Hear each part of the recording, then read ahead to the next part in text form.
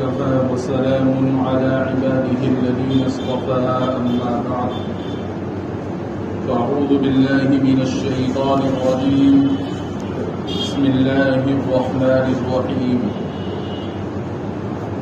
والذين يكنزون الذهب والفضة ولا ينفقونها في سبيل الله فبشرهم بعذاب أليم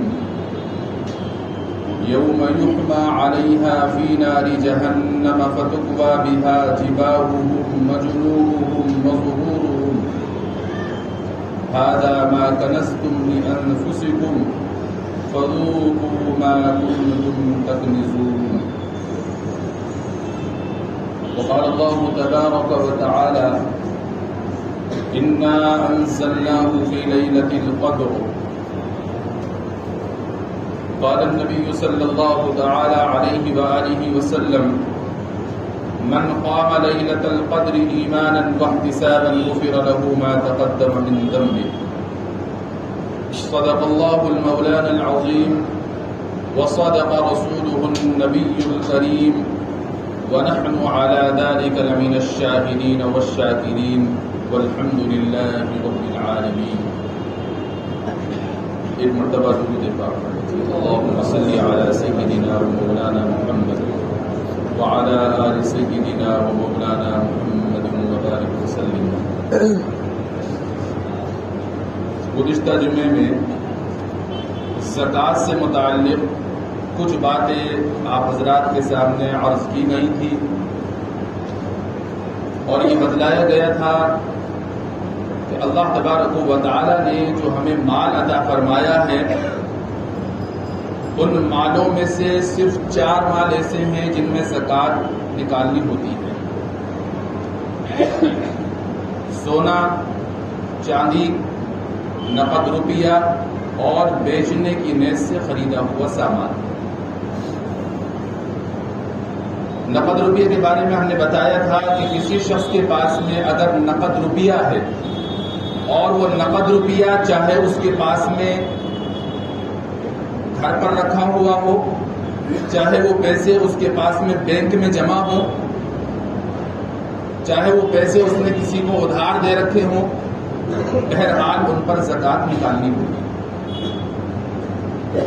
اور دوسرے جو مال بیچنے کی نیت سے خریدا ہے، چاہے اس نے تجارت کرنے کے لیے دکان نہ کر رکھی ہو، ویسے ہی وہ کوئی چیز خرید لیتا ہے، پھر اچھا منافع ملتا ہے اس کو بیچ دیتا ہے، تو وہ بھی سامان تجارت ہے. تو تجارت کی نیت سے خریدا ہوا جو بھی سامان ہے اس پر زکوٰۃ کا نکالنا فرض ہو جاتا ہے. اور تیسرے ہے سونا اور چاندی، چوتھے نمبر پر ہے. تو سونا اور چاندی چاہے یہ اس کے پاس میں بیچنے کی نیت سے خریدا ہوا ہو، چاہے یہ اس کے استعمال کا ہو، چاہے وہ استعمال کا نہ ہو، گھر پر ایسے ہی رکھا ہوا ہے، تو سونا اور چاندی کی زکوٰۃ ہر حال میں اس کو نکالنی ہوگی اگر وہ نصاب کو پہنچ جاتا ہے. تو یہ صرف 4 اموال ہیں جن پر شریعت مطہرہ نے زکوٰۃ فرض فرمائی. اب اس میں یہ سمجھ لیجیے گا کہ زکوٰۃ کے تعلق سے ہمارے معاشرے کے اندر لوگوں کی 3 جماعتیں ہو جاتی ہیں. کچھ حضرات تو وہ ہیں جو اپنے مالوں کی سرے سے زکوٰۃ نکالتے ہی نہیں ہے، اور ان کا کہنا یہ ہے کہ جو کچھ بھی میرے پاس میں مال اور دولت ہے یہ سب میری ہاتھ کی محنت ہے اور میرے دماغ کا کمال ہے. میں نے اپنی محنت سے، اپنی کوششوں سے، کاوشوں سے اس مال کو جمع کیا ہے، لہذا میں کیوں زکوٰۃ نکالوں؟ میں تو نہیں نکالتا. اور وہ اپنے مالوں کی زکوٰۃ نہیں نکالتے ہیں، بس ایسے ہی مال آ رہا ہے، خرچ ہو رہا ہے، جمع ہو رہا ہے، یہ سلسلہ چل رہا ہے. دوسرے وہ لوگ ہیں جو اپنے مال کی زکوٰۃ کو ادا کرتے ہیں لیکن کما حقہ اس کا حساب لگا کر ادا نہیں کرتے. انہوں نے کہا ٹھیک ہے زکوٰۃ فرض ہے ہمارے اوپر، ٹھیک ہے میں زکوٰۃ نکال رہا ہوں، پورے سال تو نکالتا ہی رہتا ہوں میں، اور چلو میں نے اندازے سے نکال دی. دوسرے وہ لوگ. تیسرا وہ شخص ہے کہ جو الحمدللہ زکوٰۃ پوری طرح سے نکالتا ہے، ایک ایک پائی کا حساب لگا کر وہ زکوٰۃ ادا کرتا ہے. تو ان تینوں جماعتوں میں سے پہلے جو دو لوگ ہیں وہ خسارے اور نقصان میں ہیں. پہلا والا تو پورا کا پورا خسارے میں ہے، اس لیے کہ جو شخص اپنے مال کی زکات نہیں نکالتا ہے وہ شخص بہت بڑے خسارے میں ہے کہ اس کے مال میں برکت نہیں ہوتی اور اس کے مال کی حفاظت کی کوئی گارنٹی نہیں ہے، اور اس کا مال جس کو وہ جمع کر کے رکھ رہا ہے یہ آخرت میں اس کے لیے وبال بنے گا. حدیث مبارکہ کے اندر آتا ہے کہ جو لوگ اپنے مالوں کی زکات نہیں نکالتے وہ مال کل قیامت کے دن ان کے لیے گنجا سانپ بن کر ان کے گلے میں توپ بنا کر ڈالا جائے گا اور وہ ان کو ڈسے گا، اور ڈسنے کے بعد وہ یہ نہیں کہے گا کہ میں سانپ ہوں، بلکہ وہ یہ کہے گا انا کنز انا مال، میں تیرا خزانہ ہوں، میں تیرا مال ہوں، وہ مال ہوں جس کو تو دنیا میں جمع کر کے رکھا کرتا تھا، اور وہ گنجا سانپ اس کو مسلسل ڈستا رہے گا. اور دوسرے وہ لوگ، اچھا یہ تو حدیث ہے، قرآن کی آیت بھی ہے. قرآن میں اللہ تبارک و تعالی نے ارشاد فرمایا، جس کو میں نے خود بھی آیت کو پڑھا، کہ جن لوگوں کو اللہ نے مال دیا ہے وہ اس مال کو اللہ کی راہ میں خرچ نہیں کرتے بلکہ اس مال کو وہ جمع کر کے رکھتے ہیں. تو ایسا مال والوں کو اللہ تعالیٰ فرماتے ہیں ان لوگوں کو دردناک عذاب کی خوشخبری سنا دیجئے. کیا ہے وہ دردناک عذاب؟ یوم یحما علیہا فی نار جہنم فتقوی بہا جباہہم وجنوبہم وظہورہم ھذا ما کنزتم لانفسکم وذوقوا ما کنتم تکنزون. اس مال کو آگ میں تپایا جائے گا، جب وہ تپ جائے گا اس کو تپانے کے بعد میں اس کے پہلوؤں کو، اس کے پشتوں کو اور اس کے پیشانی کو اس مال سے داغا جائے گا اور اسے کہا جائے گا یہ ہے وہ تیرا مال جس کو تو جمع کر کے رکھتا ہے. تو اتنا سخت عذاب ہوگا اس شخص پر جو مال کی سرے سے زکات نکالتا ہی نہیں ہے. حدیث کے مطابق گنجا سانپ بنا کر اس کے گلے میں ٹوپ بنا کر ڈالا جائے گا اور وہ اس کو ڈسے گا اور اس سے کہے گا میں تیرا مال ہوں، میں تیرا خزانہ ہوں.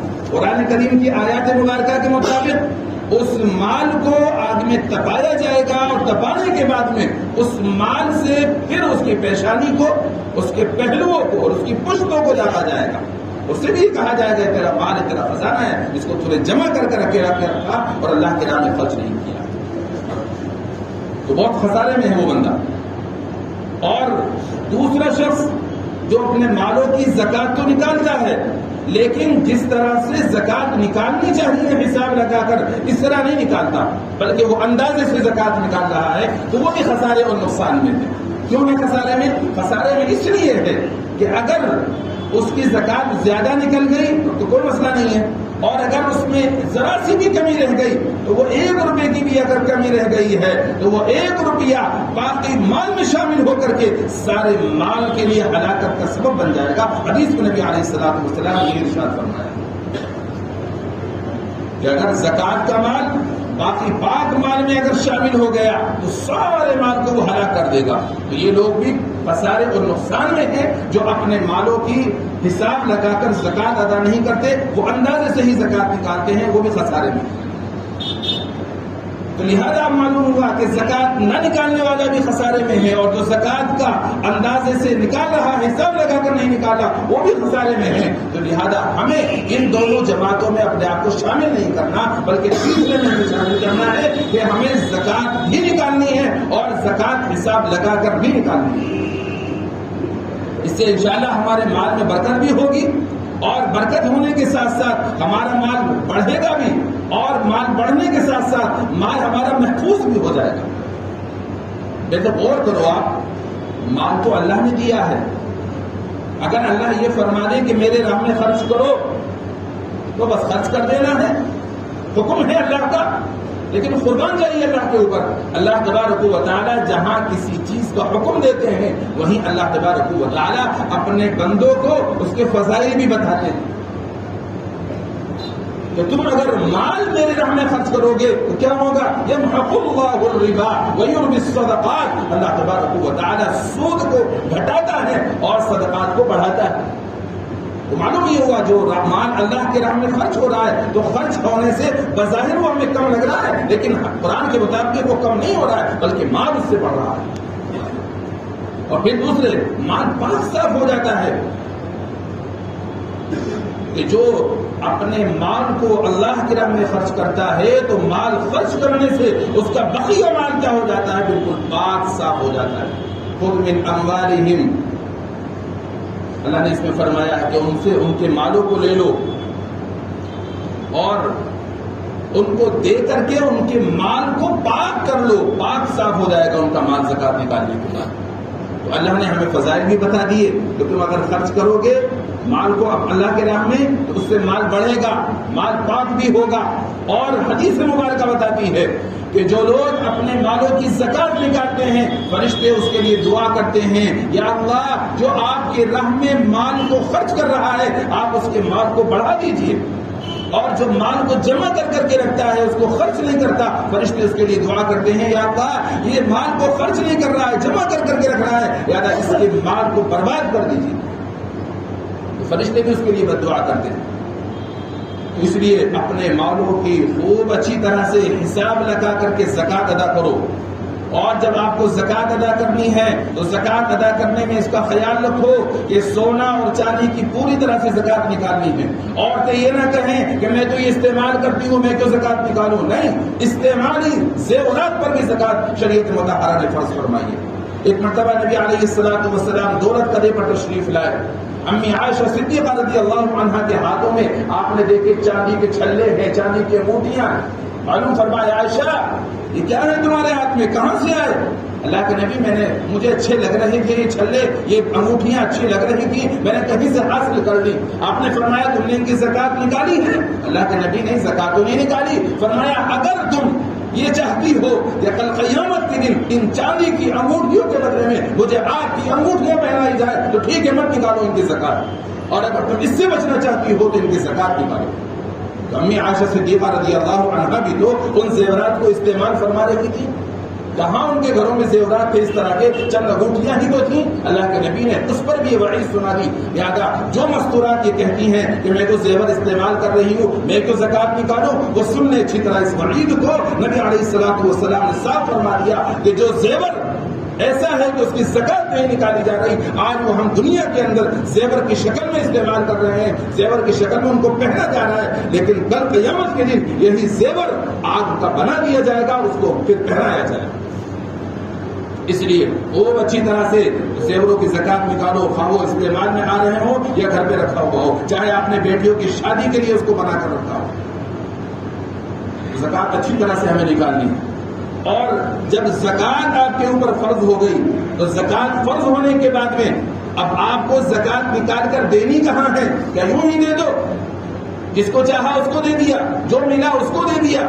نہیں، قرآن نے کہا فرمایا وَأَقِيمُوا الصَّلَاةَ وَآتُوا الزَّكَاةَ، نماز قائم کرو، زکات ادا کرو. معلوم ہوا کہ زکات دیکھنے کی چیز نہیں ہے، زکات ادا کرنے کی چیز ہے. اور ادا کہاں کیا جائے گا زکات کو؟ وہاں ادا کیا جائے گا جو شخص اس کا مستحق ہوگا. اور مستحق کون ہے؟ مستحق شرعاً وہ ہے جو صاحب نصاب نہیں ہے. صاحب نصاب کون نہیں ہے؟ صاحب نصاب وہ نہیں ہے جس بندے کی ملکیت میں 52.5 تولے چاندی کے بقدر مال نہیں ہے، وہ صاحب نصاب نہیں ہے. یعنی آپ اس کو زکات کی رقم دے سکتے ہیں.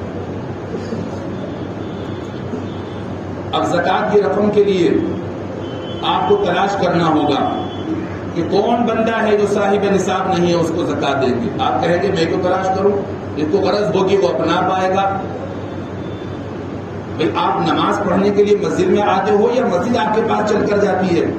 بھئی آپ بھی تو نماز پڑھنے کے لیے مسجد میں آ رہے ہو. تو جس طرح سے اس فریضے کو ادا کرنے کے لیے یہاں آ رہے ہو، حج ادا کرنے کے لیے مکہ مدینہ جا رہے ہو، اسی طرح سے زکات ادا کرنے کے لیے بھی باہر نکلو، تلاش کرو مستحقین کو اور تلاش کر کے ان تک زکات کی رقم کو پہنچاؤ. اگر تم نے مستحقین تک زکات کی رقم کو پہنچانا شروع کر دیا، یہ جو لوگ جگہ جگہ مانگتے پھر رہے ہیں یہ مانگنے والے سارے بند ہو جائیں گے، کوئی غریب نہیں رہے گا معاشرے کے اندر. لیکن آج ہم لوگوں نے تحقیق کر کے زکات نکالنا چھوڑ دیا، جس کو چاہا اس کو زکات دے دیا. اس وجہ سے آج غربت ختم ہونے کا نام نہیں لیتی. اور سب سے پہلے آپ یہ دیکھو کہ آپ کے عزیز و اقارب میں کون غریب ہیں، آپ کے رشتہ داروں میں جو غریب ہیں سب سے پہلے ان کو زکات دیجیے. اس لیے کہ آپ کے اوپر ان کا حق ہے، آپ کے رشتہ دار ہیں اور رشتہ دار کا حق ہوتا ہے. اگر آپ ان کو زکات دیں گے تو اجر ملے گا، زکات دینے کا بھی ثواب ملے گا، اور اس کے ساتھ ساتھ آپ کو صلہ رحمی کا بھی اجر ملے گا. رشتہ داروں کو زکات دیجیے پہلے نمبر پر. کچھ رشتہ دار ایسے ہیں جن کو زکات نہیں دے سکتے، باقی سب کو دے سکتے ہیں. کن کو نہیں دے سکتے؟ ایک وہ جن سے ولادت کا رشتہ ہے، یعنی باپ بیٹے کو، بیٹا باپ کو زکات نہیں دے سکتا. اسی طرح دادا کو، دادی کو، پردادا کو، پردادی کو، اسی طرح نیچے بیٹے کو، پوتے کو، پوتی کو، پوتے، ان کو زکات نہیں دے سکتے. نواسے کو، نواسی کو، نانا کو، نانی کو، پڑنانا کو، پڑنانی کو، ان کو زکات نہیں دے سکتے. بیوی، دوسرا رشتہ ہے نکاح کا، بیوی شوہر کو، شوہر بیوی کو زکات نہیں دے سکتی. باقی اس کے علاوہ جتنے بھی رشتہ دار ہیں ایک دوسرے کو زکات دے سکتے ہیں. آپ چاچا کو زکات دیجیے، تائے کو زکات دیجیے، ماموں کو دیجیے، خالہ کو دیجیے، پھوپھی کو دیجیے، گمانی کو دیجیے، بھتیجے کو دیجیے، بھانجے کو دیجیے، ان کو آپ زکات دے سکتے ہیں. تو لہٰذا پہلے نمبر پر آپ یہ کوشش کریں کہ جب زکات آپ کو نکالنی ہے تو اس زکات کو نکالنے سے پہلے، کسی کو دینے سے پہلے اپنے عزیز و اقارب کو تلاش کرو جو آپ کو لگے کہ یہ مستحق ہے، آپ اس کو زکات کی رقم دیں. پڑوسیوں کو دیکھو، پڑوس میں اگر کوئی غریب ہے اس کو زکات کی رقم دو. پڑوسیوں کا بھی آپ بھی بہت زیادہ ہے. اور اس کے بعد میں پھر باقی نمبر آتا ہے دیگر لوگوں کا، ان کو بعد میں دیکھنا. پہلے ان کو دیکھو، رشتہ داروں کو دیکھو، پڑوسیوں کو دیکھو. اور جو سوال کرتے پھرتے ہیں ان کو زکات کی رقم مت دینا. ان سے آپ ان کو زکات کی رقم دینے سے آپ کی زکات ادا نہیں ہوگی، کیونکہ یہ تو انٹرنیشنل فقیر بن چکے ہیں. ان کا تو کام ہی بن گیا ہے مانگنا. یہ مستحق نہیں ہوتے. اگر آپ ان کی چھان بین کریں گے تو چھان بین کرنے میں آپ کو یہ لگے گا کہ میرے پاس تو کچھ بھی نہیں ہے، اس کے پاس تو بہت کروڑوں کا بھی آدمی ہے. کتنے اخبارات میں اور ویسے پڑھتے رہتے ہیں جب کبھی ان کی چھان بین ہوتی ہے تو بہت نوٹ ان کے پاس میں نکلتے ہیں. بلکہ برا مت مانیے، میں تو یہ کہوں گا آپ کو، یہ جو لوگ باہر کھڑے ہوتے ہیں ان کو بالکل دینا بند کر دیجیے. انہوں نے راستے گھیر رکھے ہیں، یہاں پر نمازیوں کو پریشانی ہوتی ہے اور یہ مستحق نہیں ہیں. یہ اکثر وہ ہوتے ہیں جو مستحق نہیں ہوتے ہیں، انہوں نے دھندا بنایا ہوا. اگر آپ ان کو دینا بند کر دیں گے یا کھڑا ہونا بند کر دیں گے، یہ جو رش ہو رہا ہے یہ ختم ہو جائے گا. برا مت مانیے گا میری بات. یہ ایک مزاج بنا لیا لوگوں نے مانگنے کا، اس لیے ان کو زکات کی رقم مت دیجیے گا بالکل بھی. اگر آپ کو دینے کو دل چاہتا ہے نفلی صدقہ دے دیجیے. زکات دیں گے زکات ادا نہیں ہوگی. دوسرے زکات غیر ایمان والے کو نہیں دے سکتے آپ. زکات آپ صرف ایمان والے کو ہی دیں گے. اور زکات کی رقم آپ مدارس اسلامیہ میں بھی دیتے ہیں، دیجیے، تحقیق کر کے دیجیے. جو مدارس اسلامیہ مدارس کے زکات کے مستحق ہیں ان کو زکات دیجیے، وہاں بھی دوہرا اجر ملے گا. آپ کو وہاں زکات دینے کا بھی اجر ملے گا اور اس کے ساتھ ساتھ تعلیم کی اشاعت، علم کی اشاعت کا ثواب بھی آپ کو ملے گا. علم پھیلانے کا ذریعہ آپ بنیں گے. تو زکات کی رقم اچھی طرح سے تلاش کرنے کے بعد مستحقین کو آپ کو دینی ہے. اور جو لوگ برادری سے سید ہیں، سیدزادے ہیں، ان کو زکات کی رقم نہیں دے سکتے، اس کا بھی خیال رکھیے گا. باقی اور برادریوں کو دے سکتے ہیں لیکن سیدوں کو زکات نہیں دینی ہے آپ کو. اگر وہ آپ کو غریب پریشان حال نظر آ رہا ہے تو آپ اس کو ویسے ہی امداد کے طور پر مدد کیجیے، زکات کی رقم نہیں دے سکتے. باقی میرے بزرگوں، زکات کے مسائل بے شمار ہیں. میں نے آپ کی توجہ اس طرف دلا دی ہے. آپ کے ذہن میں کوئی سوال ہو، کوئی مسئلہ ہو، آپ معلوم کیجیے گا. اور دوسرے مسجد کے اندر میں نے زکات فارم کے نام سے پچھلے سال بھی اشتہار لگایا تھا، اب بھی لگا ہوا ہے، تینوں فلوروں پر لگا ہوا ہے. آپ اس کو پڑھیے، اس کو سمجھیے، اس کے مطابق اپنے مالوں کی زکات نکالیے. آپ کو پتہ لگے گا کون سے مال کی زکات نکالنی ہے، کون سے کی نہیں نکالنی، پوری تفصیل اس کے اندر درج ہے. اچھا، ایک بات یہ بھی ذہن نشین رکھیے گا، زکات ہم لوگوں کو سال میں صرف ایک مرتبہ نکالنی ہوتی ہے. اور مثال کے طور پر اگر پچھلے سال آج کی تاریخ میں 15 رمضان مبارک کو آپ کے پاس میں اتنے پیسے آ گئے تھے جس میں آپ صاحب نصاب ہو گئے تھے، تو آئندہ سال جب 15 رمضان آئے گا اور اس کے بعد اس وقت میں آپ کے پاس جتنے بھی پیسے ہیں ان تمام پیسوں پر زکات کا نکالنا آپ کے اوپر فرض ہو جائے گا، چاہے وہ پیسے آپ کے پاس میں ایک آدھ دن پہلے ہی آئے. اگر سال بھر آپ صاحب نصاب رہیں یا سال کے اکثر حصے میں صاحب نصاب رہے ہیں تو آپ کو پھر 15 رمضان کو ہی زکات نکالنی ہوگی. یعنی زکات سال پورا ہونے پر فرض ہوتی ہے، لیکن ہر مال کے اوپر سال کا گزرنا شرط نہیں ہوتا. اگر سال کے اکثر حصے میں آپ صاحب نصاب رہے ہیں اور جس دن آپ کا سال مکمل ہو رہا ہے اس سے ایک دن پہلے بھی کہیں سے آپ کے پاس مال آ گیا ہے تو آپ کو پھر اس مال کی زکات نکالنی ہے. تو تو اس طرح سے میرے بزرگ کو اچھی طرح حساب لگا کر کے زکات ادا کیجیے گا، ذرا برابر اس میں کوتاہی مت برتیے گا. اور جو مال آپ نے بیچنے کی نیت سے خریدا ہے اس کے بارے میں ایک مسئلہ ذہن نشین فرما لے. آپ نے جس قیمت میں مال خریدا تھا اس قیمت پر زکات فرض نہیں ہوگی، بلکہ جس تاریخ میں آپ زکات نکال رہے ہیں، آپ کا سال مکمل ہو رہا ہے، اس تاریخ میں اس کی جو قیمت ہے وہ قیمت کا اعتبار کیا جائے گا. فرض کیجیے آپ نے کلوڑ خریدا، خریدتے وقت میں اس کی قیمت 5 لاکھ روپے تھی. آج جس وقت آپ زکات نکال رہے ہیں اس کی قیمت 1 لاکھ روپے ہو گئی ہے، تو آپ 1 لاکھ کے حساب سے اس کی زکات ادا کریں گے. دکانوں میں آپ کے جو اسٹاک ہے، مال ہے، تو دیکھیں اس کے 2 پرائز ہوتے ہیں، 2 گریڈ ہوتے ہیں. ایک ہول سیل ریٹ ہے اور ایک جو ہے تھوک کے ہیں اور ایک جو ہے ریٹیل کے ہیں. تھوک میں اگر آپ خریدنے جائیں گے تو اس کی قیمت الگ ہے، اور اگر تھوڑا بہت سامان خریدیں گے تو اس کی قیمت الگ ہے. تو بہتر یہ ہے کہ آپ اس کی جو قیمت لگا رہے ہیں دکان کے مال کی، وہ قیمت لگائیے گا جو آپ کے جس قیمت میں آپ سامان بیچ رہے ہیں.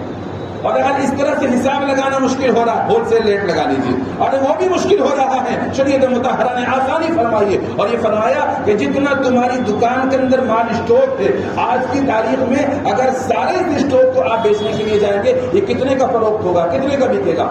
جتنے کا بکے گا اتنے پر زکات نکالیں. مثال کے طور پر اگر آپ سارا مال آپ بیچنے چاہ رہے ہیں تو سارا مال آپ کا 1 لاکھ روپے کا لگ رہا ہے، تو آپ 1 لاکھ روپے کی زکات نکالیں. اس طرح سے میرے بزرگ کو اپنے مالوں کی زکات پورا حساب لگا کر کے اللہ کو راضی کرنے کے لیے ادا کیجیے گا. زکات اس پر ادا کریں گے، اللہ راضی ہوں گے، اللہ خوش ہوں گے، مال میں برکت ہوگی، مال میں اضافہ ہوگا، مال محفوظ ہوگا اور جہنم کی پکڑ سے، عذاب سے محفوظ رہیں گے. اللہ تعالیٰ اپنے فضل سے ہم سب کو اپنے مالوں کی زکات حساب لگا کر ادا کرنے کی توفیق مرحمت فرمائے. دوسرا میرے بزرگ اب آخر اشرا عنقریب شروع ہونے والا ہے، اور آخر اشرے کے بارے میں آپ جانتے ہی ہیں کہ آخر اشرا یہ بہت برکت والا اشرا ہے. اس اشرے کے اندر اللہ کے نبی علیہ السلام اپنی عبادت میں اضافہ فرما دیا کرتے تھے، یعنی اپنی لنگی کو مضبوط باندھ لیا کرتے تھے، یعنی بہت زیادہ عبادت کرتے تھے، یہاں تک کہ اپنے گھر والوں کو بھی عبادت کے لیے بیدار کیا کرتے تھے. کیوں؟ اس لیے کہ اس آخری اشرے کے اندر ایک رات ہے جو 1000 مہینوں سے بہتر ہے، وہ اللہ نے اس آخری اشرے کے اندر رکھی ہے. اس کی تلاش میں اللہ کے نبی علیہ السلام نے ہر سال آخری اشرے کا اعتکاف فرمایا. آپ ہر سال آخری اشرے کا اعتکاف فرمایا کرتے ہیں. کس لیے؟ شب قدر کی تلاش میں. تو علماء کرام نے لکھا ہے آخر عشرے کا یعنی رمضان المبارک کے آخری 10 دنوں کا اعتکاف کرنا سنت مؤکدہ علی الکفایہ، یعنی ہر محلے کی ہر مسجد کے اندر اگر ایک شخص بھی اعتکاف میں بیٹھ جائے گا، سارے لوگوں کی طرف سے وہ سنت ادا ہو جائے گی. اور اگر ایک شخص بھی نہیں بیٹھا، سارے محلے والے گنہگار ہوں گے. اس لیے ہر مسجد کے اندر کم سے کم ایک آدمی کا اعتکاف میں بیٹھنا ضروری ہے. اور ایک نہیں، ثواب حاصل کرنے کے لیے، لیلۃ القدر کو پانے کے لیے ایک امتی اس کی جستجو اور کوشش کرے کہ مجھے انشاءاللہ اعتکاف میں بیٹھنا. انشاءاللہ نہیں کہنے کے جو خریداری کرنی نا عید کی، آپ کو تو عید کی خریداری کرنی. صبح فجر میں تعلیم چل رہی تھی، تعلیم میں معلوم کیا سب عید کی تیاری کریں گے. ہاں عید کی تیاری سب کریں گے. سب نے ماشاءاللہ کہا ہاں عید کی تیاری کریں گے. ارے بھائی عید کی تیاری کے لیے یہ راتیں نہیں ہیں، یہ راتیں تو جنت کی تیاری کے لیے ہیں، آخرت کی تیاری کے لیے، اللہ کو راضی کرنے کے لیے. یہ تھوڑی کہ عید کی تیاری کے لیے، عید کی تیاری کے لیے منع نہیں کر رہے ہیں، کرو، لیکن عید کی تیاری کے لیے کوئی اور وقت نکال لو. ان راتوں میں جاگ کر کے اپنے رب کو راضی کر لو، منا لو.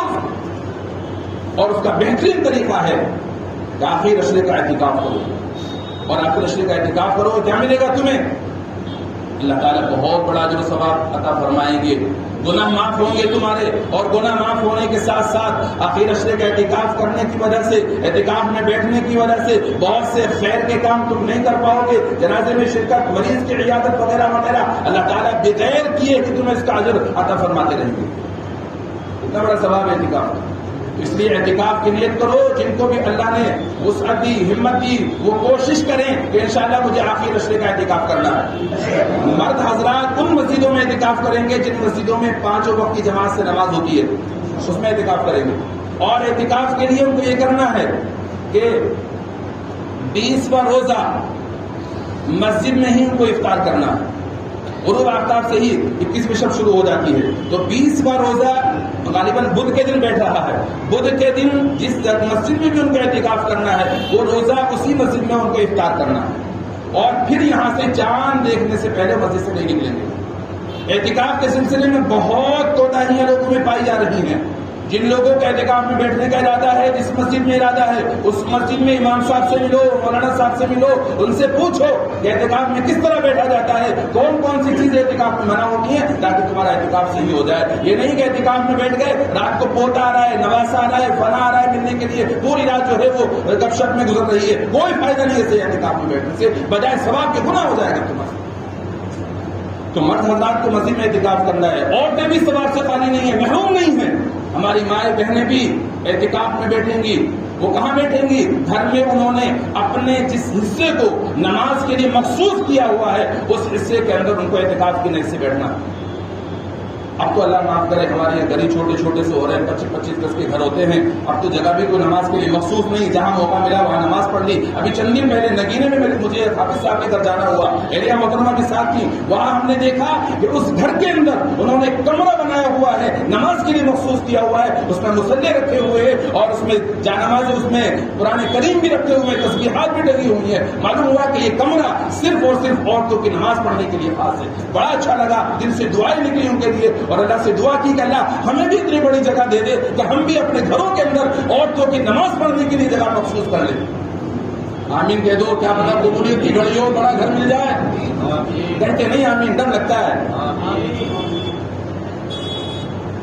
تو اگر اور گھر میں جگہ مخصوص ہے تو اس میں اعتکاف کر لیں، جگہ مخصوص نہیں ہے نماز پڑھنے کی تو کسی بھی کونے کو خاص کر لیں، وہی کونا ان کے لیے مسجد کے حکم میں ہے، اور وہاں سے ان کو بغیر شرعی عذر کے نکلنا نہیں ہے۔ صرف پیشاب پخانے کے لیے نکلیں گی، باقی وہیں بیٹھنا ہے۔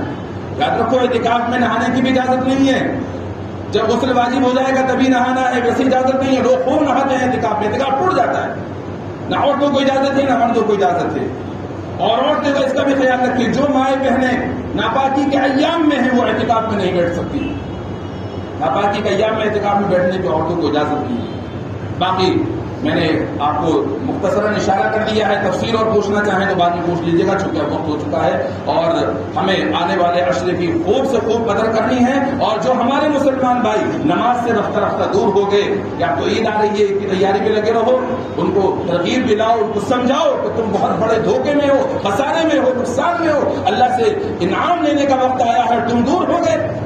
پہلے عشرے میں تم نے مسجدوں کو آباد کر لیا تھا، اب کہاں چلے گئے تم؟ آ جاؤ دوبارہ واپس لوٹ کر کے، اپنے روٹے رب کو منا لو، اس سے انعام لے لو۔ انعام لے لیا تم نے تو تمہاری آخرت بن جائے۔ تو ہمارے بھائیوں میں، دوستوں، احباب میں جو بھی نماز سے دور ہو رہے ہیں ان کو ترغیب دلاؤ، ان کو سمجھاؤ تاکہ وہ پابندی کے ساتھ نماز پڑھنے والے بن جائیں۔ اللہ سے دعا ہے اپنا فضل فرما کر ہمیں ماہ مبارک کی قدر کرنے کی توفیق مرحمت فرمائے، اور جو لیلۃ القدر اللہ نے اس مہینے میں رکھی ہے، اس لیلۃ القدر میں عبادت کی ایک ایمان والوں کو توفیق عطا فرمائے، اور اس مبارک مہینے کے رخصت ہونے سے پہلے پہلے اللہ تعالیٰ ایک ایک امتی کی مغفرت فرمائے۔